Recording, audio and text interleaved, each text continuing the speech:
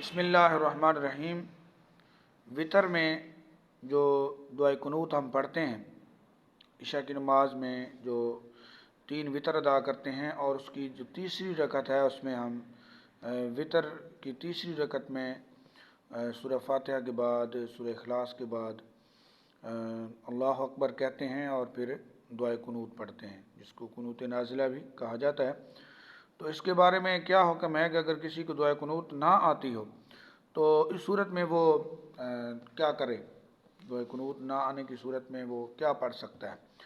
تو اس کے بارے میں مفتیان کرام نے جو رہنمائی فرمائی ہے وہ یہ ہے کہ وطر مطلقاً کسی بھی دعا کا پڑھنا واجب ہے۔ وطر میں مطلقاً کسی بھی دعا کا پڑھنا واجب ہے، اور دعائے قنوت کے نام سے جو دعا مشہور ہے، اگر یہ یاد نہ ہو تو کوشش کی جائے کہ اس کو یاد کر لیا جائے، کیونکہ اس کا پڑھنا سنت ہے۔ البتہ اگر کسی کو یہ یاد نہ ہو تو وہ سورہ اخلاص پڑھ لے، تب بھی اس کی نماز ادا ہو جائے گی، کیونکہ سورہ اخلاص ثنا ہے، اور ہر ثنا جو ہے وہ دعا ہوتی ہے، تو اس لیے اس کے وطر ادا ہو جائیں گے۔ اور اسی طرح اعلیٰ حضرت مجدد دین و ملت الشاہ امام احمد رضا رحمۃ اللہ تعالی علیہ فتاوی رضویہ شریف میں ارشاد فرماتے ہیں کہ نماز صحیح ہو جانے میں تو کلام نہیں، نہ ہی سجدہ سہو کا محل ہے کہ سہون کوئی واجب ترک نہ ہو۔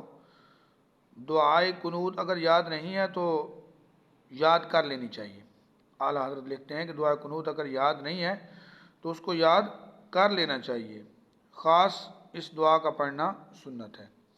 اور اگر یہ یاد نہ ہو تو پھر اللہم ربنا آتنا فی الدنیا حسنہ وفی الآخرۃ حسنہ وقنا عذاب النار، یہ پڑھ لیا جائے۔ اور اگر یہ بھی یاد نہ ہو تو پھر اللہم اغفر لی، اللہم اغفر لی، یہ 3 بار پڑھ لیا جائے۔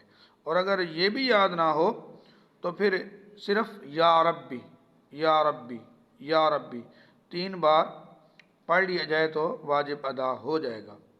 رہا یہ کہ قل هو اللہ شریف پڑھنے سے یہ واجب جو ہے وہ ادا ہوا کہ نہیں ہوا، تو فرمایا کہ وہ ادا ہو گیا، وہ ثنا ہے، اور ہر ثنا دعا ہے۔ قل هو اللہ احد شریف بھی 3 بار، جس کو دعائے قنوت نہ آتی ہو وہ قل هو اللہ احد 3 بار بھی پڑھ سکتا ہے۔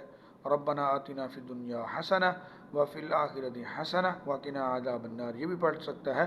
اللہم اغفر لی، اللہم اغفر لی یہ بھی 3 بار پڑھ سکتا ہے، اور یا ربی یا ربی یا ربی یہ بھی پڑھ سکتا ہے۔ لیکن بہتر یہ ہے کہ وہ دعائے قنوت کو یاد کرے، کیونکہ اس کا پڑھنا سنت ہے، تو اس لیے سنت کو زیادہ ترجیح دی جائے گی، اس کو یاد کر لینا اور اسی کو پڑھنا جو ہے وہ اس سے بہتر اور کوئی کام نہیں ہو سکتا۔ اگر نہیں آتی تو پھر یہ جو کلمات خیر میں نے ادا کیے ہیں اس کو بھی پڑھا جا سکتا ہے۔